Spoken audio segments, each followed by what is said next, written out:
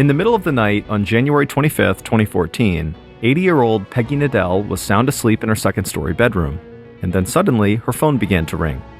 Peggy woke up startled and looked over at the clock and saw it was past 1 a.m. And so to be getting a call this late could only mean one thing. This was bad news. And so nervously, Peggy answered the phone and quietly said hello. Peggy would be correct. This phone call was bad news. But it was far worse than anything Peggy could have imagined. And moments after getting that call, Peggy would be fighting for her life. But before we get into that story, if you're a fan of the strange, dark, and mysterious delivered in story format, then you've come to the right podcast because that's all we do, and we upload twice a week, once on Monday and once on Thursday. So if that's of interest to you, please replace the Amazon Music follow button's cookies with dog treats. Okay, let's get into today's story.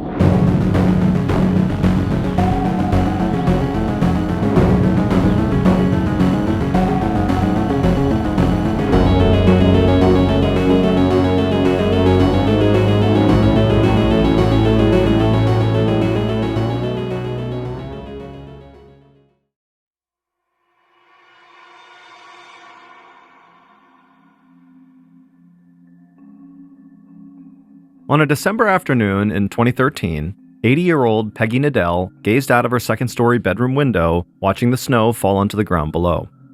Peggy's large gray wooden house sat tucked away in Valley Cottage, New York, a small upscale enclave located in Clarkstown, less than an hour northwest of New York City. Peggy had lived in this house for 50 years. She loved her small town, and she thought there was something really special about it in the winter. The snow made everything quiet, beautiful, and almost otherworldly. In her bedroom, Peggy glanced down at her watch.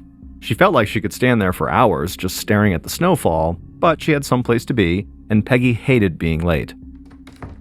So she walked out of her room and down a hallway across an old hardwood floor to the stairs. Peggy held onto the banister and slowly made her way to the first floor. At 80 years old, Peggy was still in great shape. She exercised almost every day at the nearby Jewish community center, and even when there was snow on the ground and it was freezing outside, she still enjoyed walking around town or in the public park that was close to her house. But Peggy admitted that the stairs in her house had begun to get a bit tricky for her, and her daughter, Suzanne, had become paranoid that Peggy was going to take a bad fall and hurt herself on the stairs. So Peggy, not wanting to worry her family, now made it a point to take her time when she was going up and down the stairs and to always hold on to the banister. Peggy finally reached the first floor, and she walked across the living room towards the front of the house. Peggy's house was almost like a museum, and also a time capsule. There were paintings hung on the walls, and small sculptures and other pieces of art that could be found on tables and shelves in the living room, but there was also 50 years' worth of family keepsakes, photos of her grown children at almost every age, and some recent drawings her grandkids had made for her. Peggy pulled a long coat off a coat rack by the front door, and she put it on over her black sweater. Peggy had short brown hair that she styled every day, and she wore red lipstick. Peggy had been obsessed with fashion from a young age, and that obsession had never really gone away. So she always tried to look and dress her best whenever she left the house. Peggy grabbed a leather bag that contained books, notebooks, and pens. Then she set the house alarm by pushing on a keypad by the door, and then she walked outside across the porch to her car parked in the driveway. Peggy got in, started the car, turned on the radio, and began heading towards New York City. After driving into the city and parking her car, Peggy made her way through a big throng of people walking down Fifth Ave in Manhattan. She looked at the holiday decorations and Christmas lights hanging around the street, and she had a huge smile on her face. As much as Peggy loved living in her sleepy little town, there was nothing quite like being in the big city. Over the course of her life, Peggy had traveled all over the world. She'd seen Roman ruins, the pyramids in Egypt, and she'd laid on beautiful beaches all around the globe. But New York City had always been a very special place for her.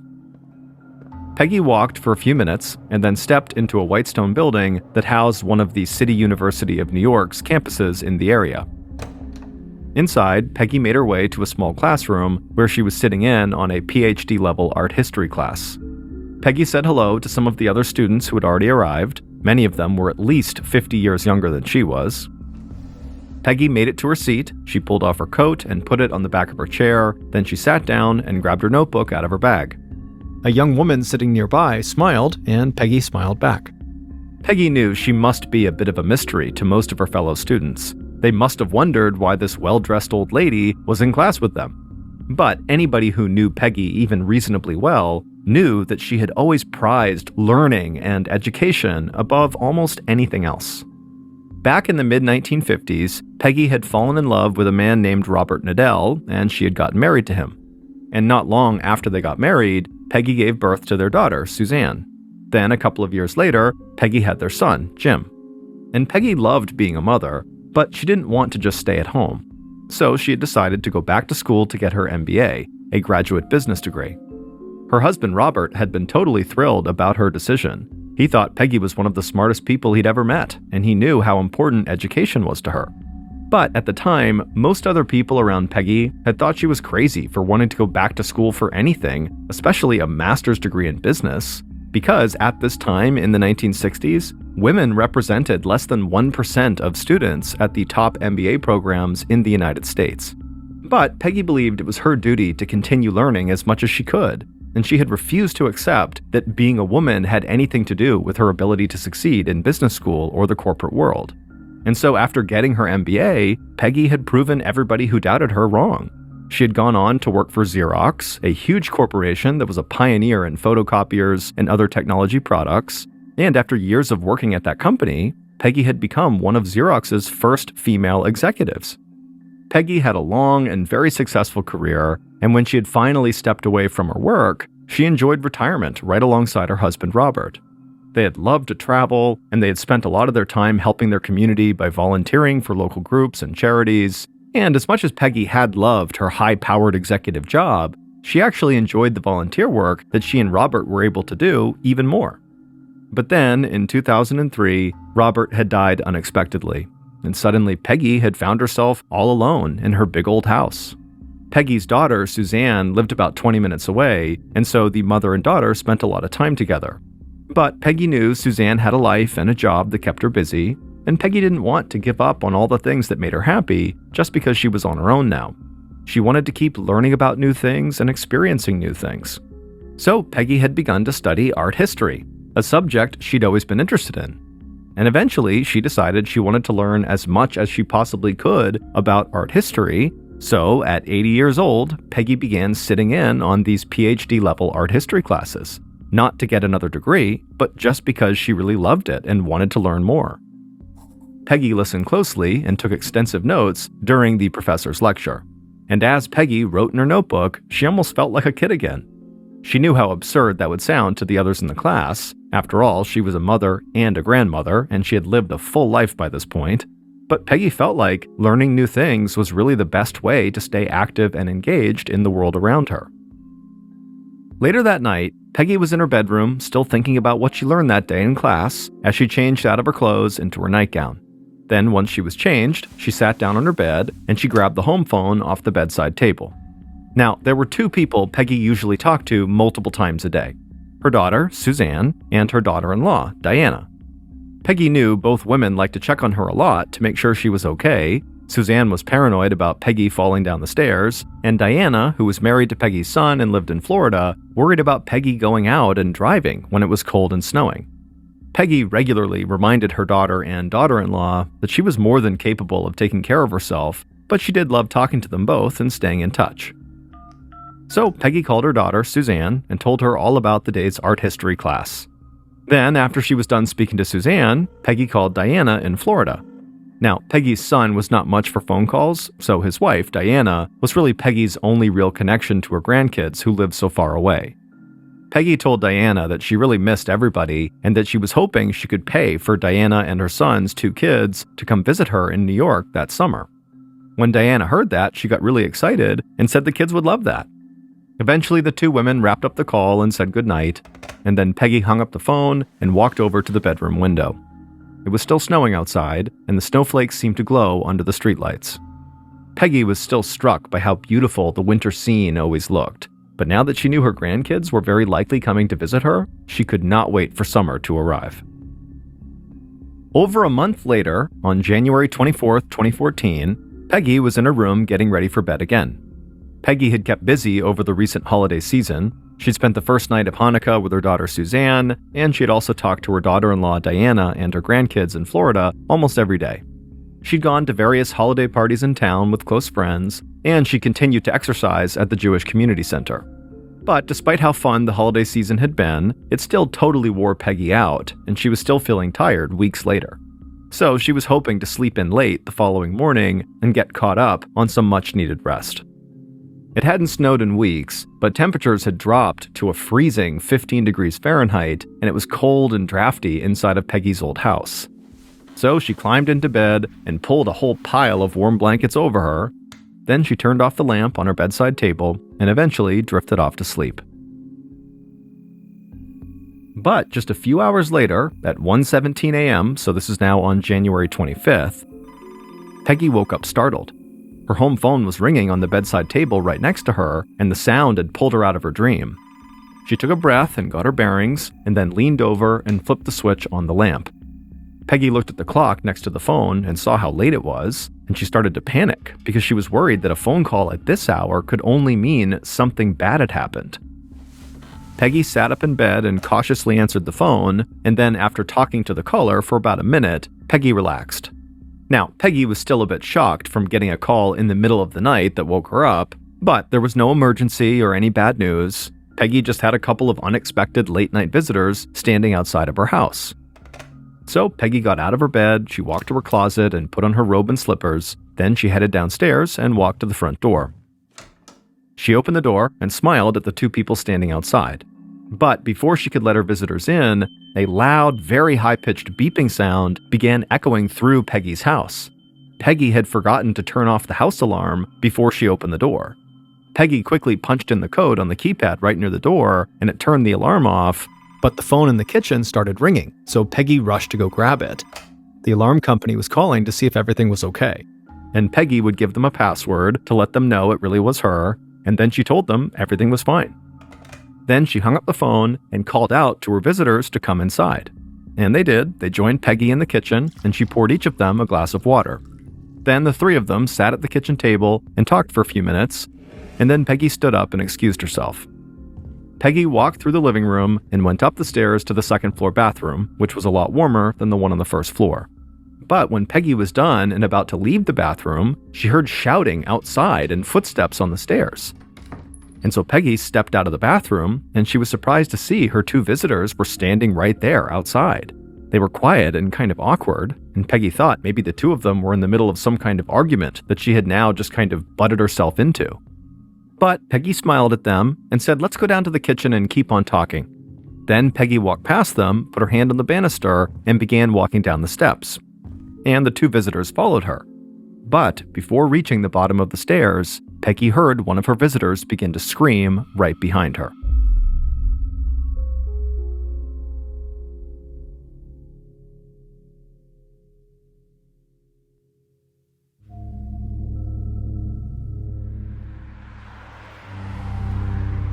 Several hours later, at 9 a.m. on January 25th, so almost 8 hours after the visitors had arrived at Peggy's house, Peggy's daughter, Suzanne, stepped out of her car in front of Peggy's house.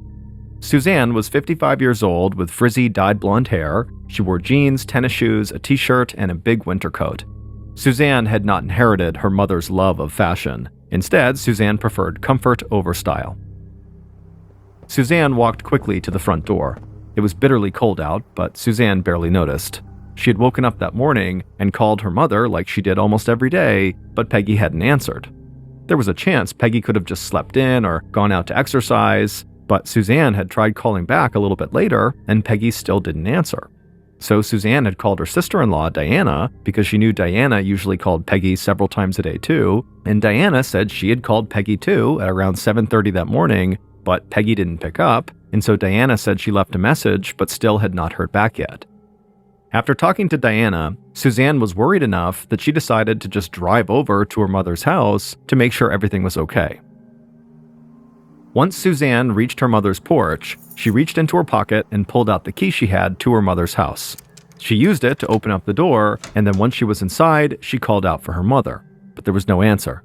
So Suzanne began walking around the first floor of the house, and when Suzanne walked into the living room, she let out a blood-curdling scream. Suzanne saw Peggy's crumpled body on the floor at the bottom of the stairs. Suzanne instinctively ran to her mother, and when she got a good look at her, she saw there was a knife sticking out of Peggy's chest. And so Suzanne dropped down and just yanked the knife out and threw it on the floor, and then she leaned in and touched her mother's face, and she could feel that Peggy's skin had gone totally ice cold.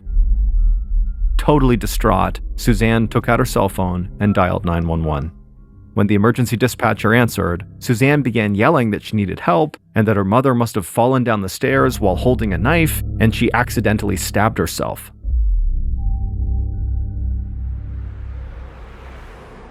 Not long after the 911 call, Detectives Stephen Cole Hatchard and Earl Lawrence of the Clarkstown Police Department pulled up in a sedan outside of Peggy's house and stepped out of the car. The snow had started again, and they could feel the cold biting into their hands and faces. Local police had already run crime scene tape all across the front of Peggy's house, and some of Peggy's neighbors had already begun to gather nearby. Hatchard and Lawrence also saw Peggy's daughter, Suzanne, pacing back and forth in the driveway, a few feet in front of a uniformed police officer. Suzanne was mumbling to herself, and she looked totally dazed. The detectives approached Suzanne and introduced themselves, and Suzanne immediately repeated what she had said to the 911 operator. Her mother must have fallen down the stairs while she was holding a knife and accidentally stabbed herself. Suzanne said she had been worried about her mother on those stairs for a long time. But before the detectives could even really process what Suzanne was talking about, she would say something that sent up multiple red flags. Suzanne told Hatchard and Lawrence that police would likely find her fingerprints on the knife because she had pulled the knife out of her mother's chest before trying to administer CPR on her mother. And Suzanne said her fingerprints were all over the house because she went to visit her mom there all the time. But Suzanne didn't stop there. She just kept on talking. And she would tell the detectives that her mom was really rich, but she said this was not how she wanted to inherit her cut of her mom's estate. Detective Hatchard told Suzanne to wait with the officer outside and that they would talk to her once they had searched the house. Then Hatchard and Lawrence walked towards the front door while Suzanne began pacing in the driveway again. The detectives couldn't believe what they had just learned. They hadn't even stepped inside the house yet, but already Peggy's daughter had admitted to tampering with evidence by pulling the knife out of her mother's chest. Suzanne had also tried to cover for the fact that her fingerprints would be found on a potential weapon and throughout the house. And she had given a clear motive for possibly having killed her mother by talking about Peggy's money. That said, Hatchard and Lawrence knew that people under stress could act in strange ways, especially when dealing with the death of a loved one. But neither of them had ever encountered anything like what had just happened with Suzanne. It sort of seemed like she had worked up a big cover story and then blurted all of it out as soon as cops showed up. Inside the house, detectives Hatchard and Lawrence found a small group of forensics officers searching for fingerprints, blood samples, and other physical evidence. When the local police had first arrived on the scene, they really weren't sure what they were dealing with, or if Suzanne's story about her mom falling with the knife was true, so a forensics team and the detectives had been called in. But when Hatchard and Lawrence reached the bottom of Peggy's stairs, they didn't need forensics officers to tell them that Suzanne's version of what happened was totally off. On the ground in front of the detectives was Peggy Nadell. She was dead and lying face up on the floor. The detectives crouched down and right away saw multiple knife wounds in Peggy's chest, and they saw the knife that Suzanne said she had removed lying on the floor nearby. And when detectives looked more closely at Peggy's body, they began to notice wounds on the side of her head as though she had been struck with a blunt object several times.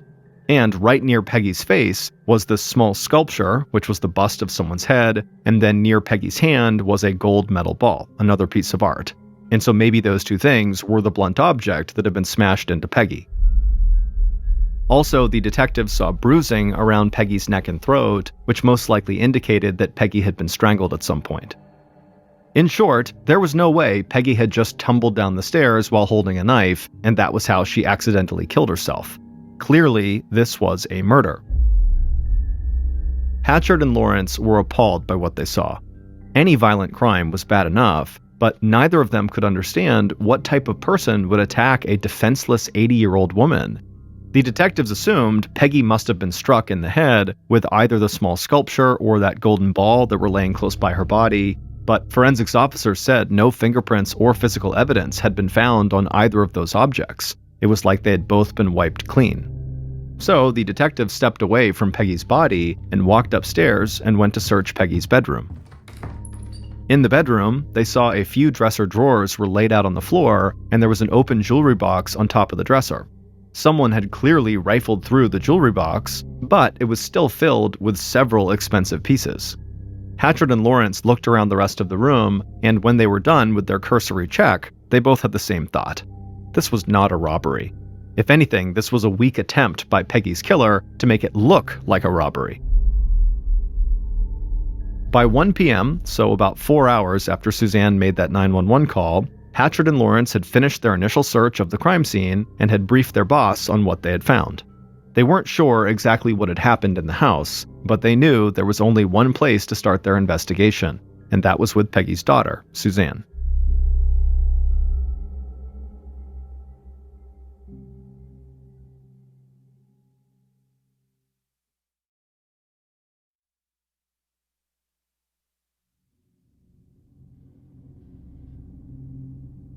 Later that afternoon, Hatchard and Lawrence sat in a comfortable police station conference room across a long table from Suzanne.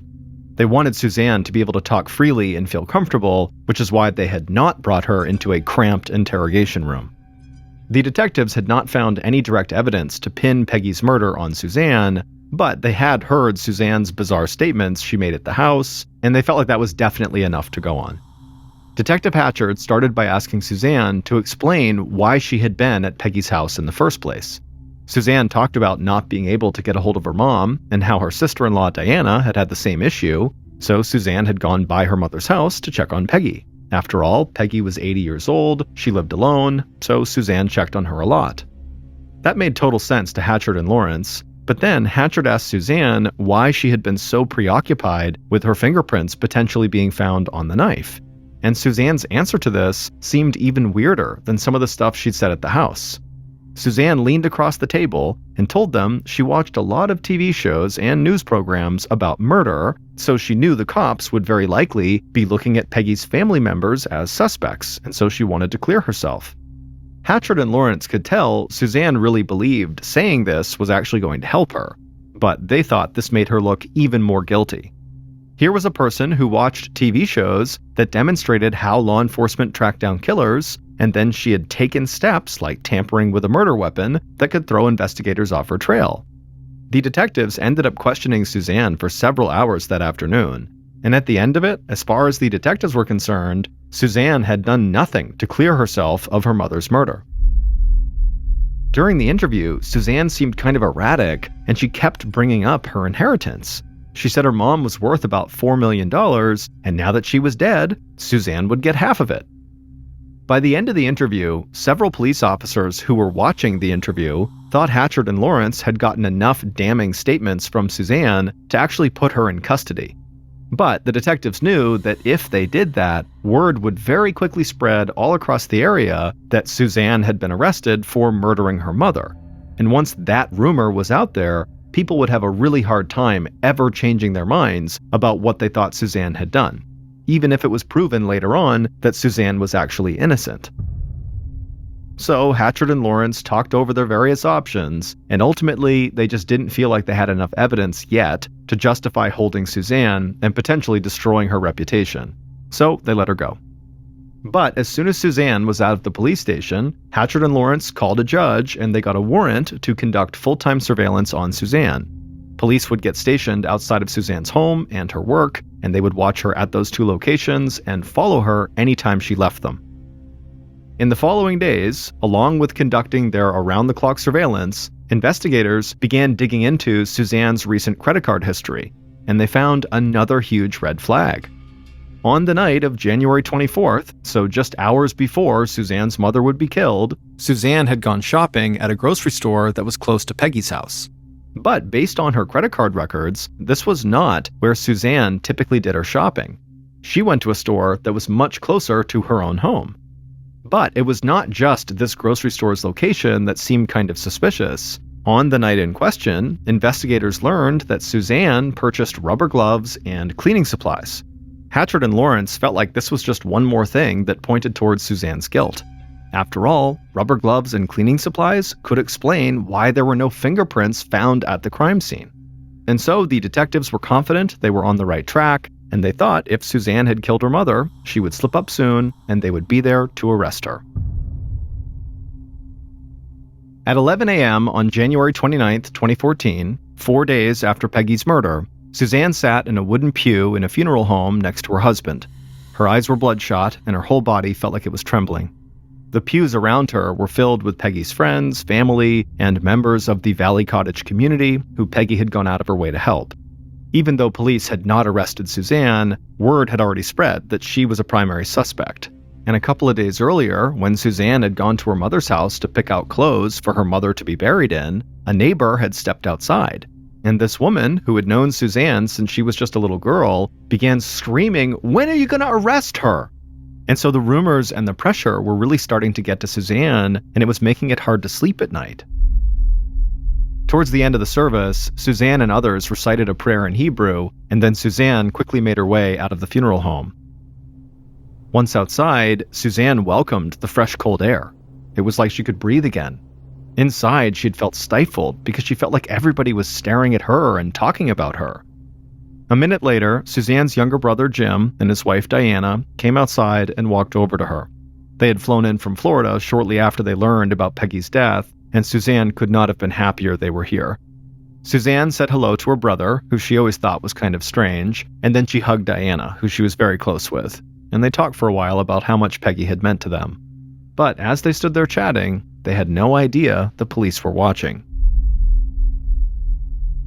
Not long after Peggy's funeral, Detectives Hatchard and Lawrence met with Suzanne's brother, Jim, and his wife, Diana, at the police station. The detectives asked them basic questions, like where they had been on the night before the murder.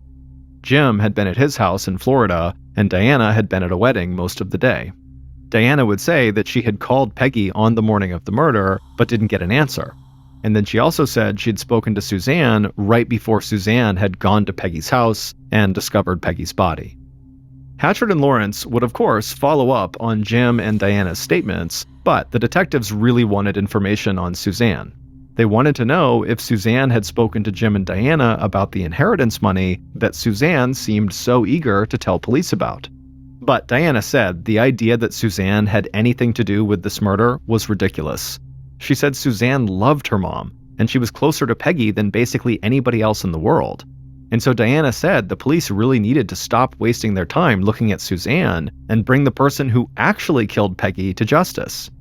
But when Jim and Diana left the police station after their interview, the detectives still totally believed Suzanne was their most likely suspect. Family members sticking up for each other was not anything new. But over the next few weeks, surveillance on Suzanne did not get Hatchard and Lawrence any closer to having concrete evidence that she was in fact the killer. Still, Hatchard and Lawrence hoped that even if Suzanne's actions didn't lead them anywhere, that maybe her phone records soon would. Investigator Robin Arias sat at her desk staring at hundreds of numbers printed on a piece of paper. Most people's eyes would probably have glazed over, staring at all those numbers for as long as Arias had, but she could feel her pulse racing as she scanned the sheet of paper over and over. Arias was an investigator with the Westchester County District Attorney's Office, and she was an expert at analyzing phone data. Arias had begun working with Detectives Hatchard and Lawrence on Peggy's murder case, and currently she was studying calls that Suzanne made, and she was also looking at Peggy's phone records. Arias confirmed that Suzanne called Peggy multiple times before calling 911 on the morning of the murder. Arias also confirmed that Diana had also called Peggy and had spoken to Suzanne on that same morning. But now there was something on one of the sheets of paper, something from Peggy's phone records, that really leapt out at Arias. She could see that someone had called Peggy at exactly 1:17 a.m. on the morning of the murder. And this was a big deal because that time was basically right before Peggy was killed. But there was something else that struck Arias as odd about this call. The call had come from a number that didn't show up anywhere else in Peggy's phone records. Arias was checking the records to make sure she was right, but she was convinced that that late-night call was made by someone that Peggy did not normally speak to. And so finally, after scanning the pages several more times, Arias was sure she was right about that phone number, that it was really unique. So she grabbed her own phone and she made a few calls. Detective Hatchard was at his desk going over notes from Peggy's murder case when Arias called him. And as soon as Hatchard answered, he could tell Arias had big news. She was known to be very calm, cool, and collected basically all the time, but immediately Hatchard could hear the excitement in Arias's voice. Arias told Hatchard about the strange number that had popped up in Peggy's phone records just before her murder. But Arias said this was just the tip of the iceberg. She looked into that number and learned that it came from a phone that was not actually registered to anyone. It was something called a burner phone. A burner phone is typically a cheap cell phone that's purchased just for temporary use or to keep the user's identity anonymous. Hatchard listened to Arias, and he felt like she had just helped the investigation take a huge step forward. But then, Arias gave him the most important piece of information of all. Arias had worked for hours and hours and pulled some strings, and she had figured out where this burner phone had been purchased from and who had bought it. Hatchard thanked Arias profusely for all her help, then he hung up the phone and rushed over to Lawrence's desk to tell him what he just learned. It would take the detectives a while to follow up on all the information Arias had provided them, but once they had gone through all of it, they would figure out who killed Peggy.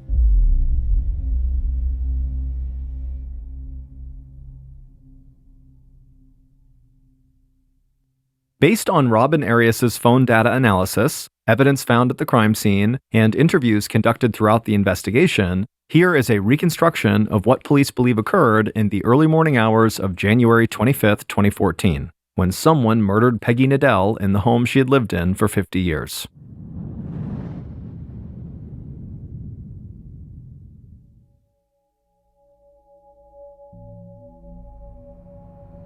On that day, just after 1 a.m., the killers, plural, drove through the town center of Valley Cottage. And there was something about the place that almost didn't seem real, like it was a movie set version of a perfect small town. The killers looked at each other, but didn't speak. They knew what they were about to do would leave this entire community in complete shock. A few minutes later, the driver pulled onto Peggy's street and then parked in front of Peggy's large gray house. A few porch lights were on at some of the nearby houses, but overall the neighborhood was totally quiet. In the car, the passenger reached into their pocket, took out a phone, and called Peggy's home phone number. This was the call that came through at 1:17 a.m. The passenger's voice was bright and cheery when Peggy picked up on the other line. The passenger said they were so sorry to call late, but they had been in the neighborhood and they really needed to come in and talk to Peggy face-to-face about something. Peggy seemed frazzled, but she said to give her a few minutes to pull herself together and she'd come downstairs and let them in. The passenger hung up and then handed the phone to the driver, who slipped it into their pocket. Then the passenger reached down into a bag that was on the floorboard and pulled out 2 pairs of gloves and handed one of the pairs to the driver. Both killers put the gloves into their coat pockets. Then the driver reached into the back seat and grabbed a small leather bag that had a strap on it, and the driver slung that bag over their shoulder. The killers then looked at each other and then stepped out of the car into the frigid winter air and began walking across the yard towards Peggy's front door. As soon as they reached the front door, Peggy opened it up with a big smile on her face. But before the killers could step inside, Peggy's alarm system went off and the phone in the kitchen began to ring. The killers waited while Peggy dealt with the alarm company, and then they walked into the house and joined Peggy in the kitchen. The killers sat down at the table and Peggy brought them some water. They all sat and talked for a few minutes before Peggy said she had to go use the bathroom and headed upstairs. While Peggy was upstairs, one of the killers, the passenger in the car, said it was time to act, and that the driver needed to be the one to actually do the job on their own. But the driver said no, they both needed to do it to make sure Peggy didn't fight back. But the passenger just barked back that, come on, Peggy's an old woman, it won't take 2 people, and pretty soon the 2 killers were basically shouting at each other. But quickly they stopped because they did know they did need to act soon, and ultimately they agreed they would do it together. So the killers slipped on their gloves, and the driver took the leather strap off of their bag, and then the killers ran out of the kitchen, through the living room, and up the stairs. But when Peggy walked out of the bathroom and saw them, the killers just kind of froze there, staring up at her awkwardly. Peggy smiled at them and didn't really know what to make of this, so she walked past them and just began walking down the stairs, and the killers followed her. But as they were going down the stairs, the killers knew that if they were going to do it, they needed to do it right now. So the driver just suddenly screamed and rushed Peggy from behind and wrapped that leather strap from the bag around Peggy's throat.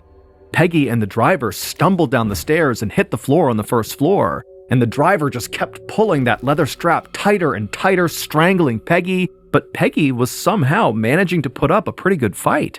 The driver began to yell in frustration that this woman won't die, so the passenger ran into the living room and grabbed 2 pieces of art, a small bust of a person and a gold medal ball. And the passenger ran back to the stairs with these objects in their hands.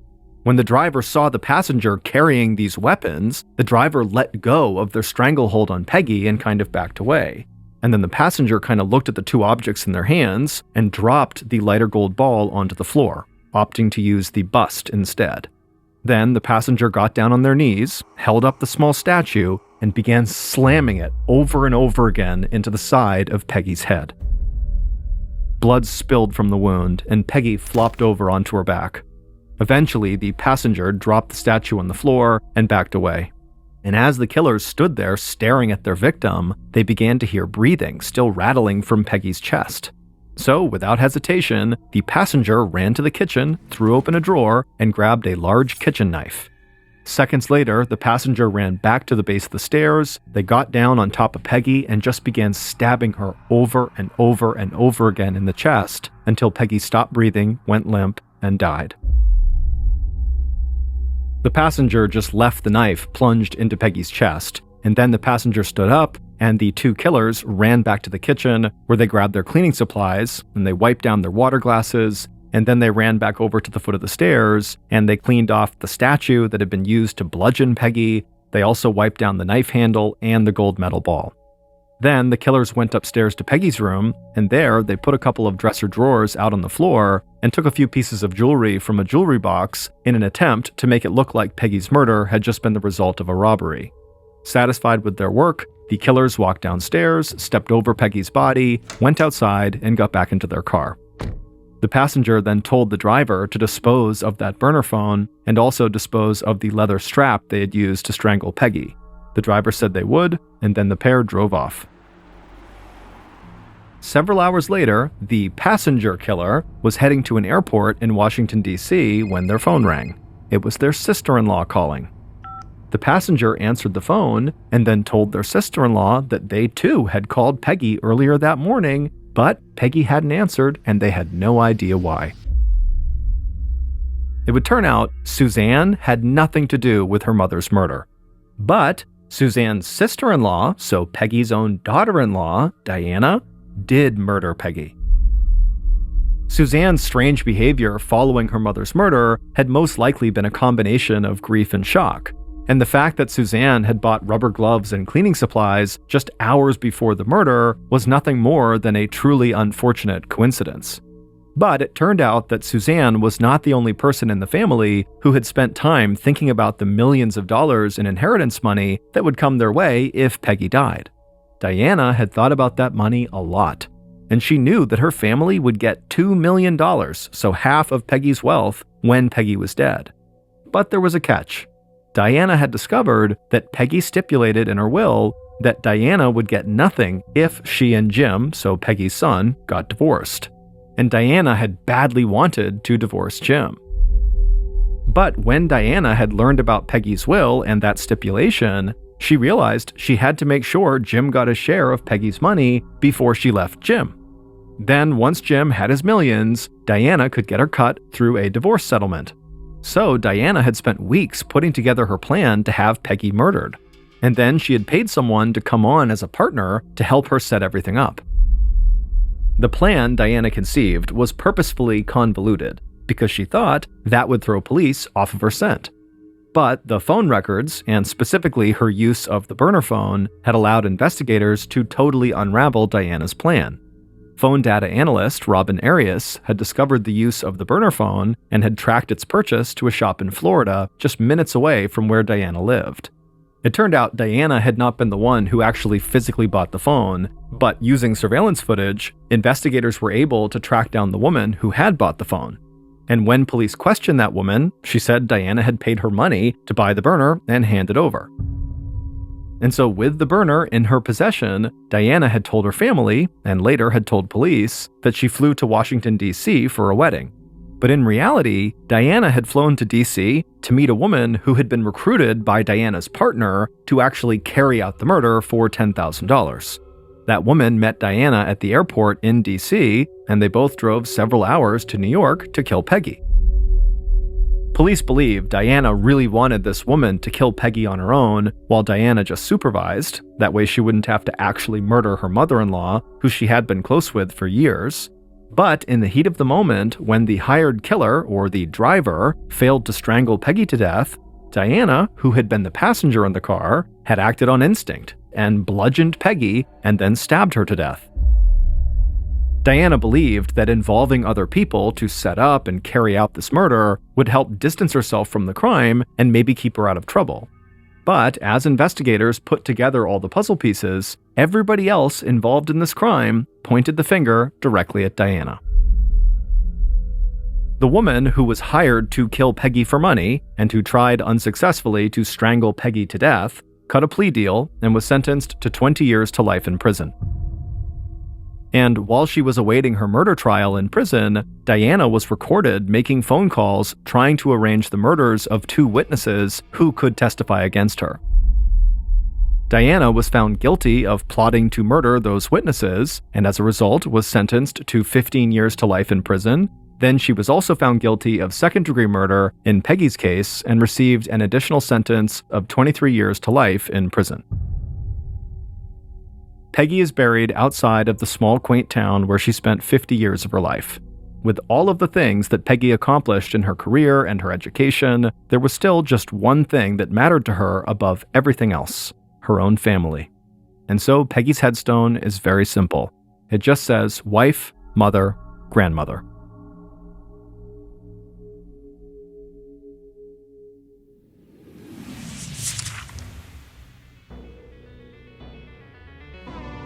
Thank you for listening to the Mr. Ballen Podcast. If you enjoyed today's stories and you're looking for more bone-chilling content, be sure to check out all of our studio's podcasts: Mr. Ballen's Medical Mysteries, Bedtime Stories, and Runfool. Just search for Ballen Studios wherever you get your podcasts and you'll find them all. Also, there are hundreds more stories like the ones you heard today, but in video format on our YouTube channel, which is just called Mr. Ballen.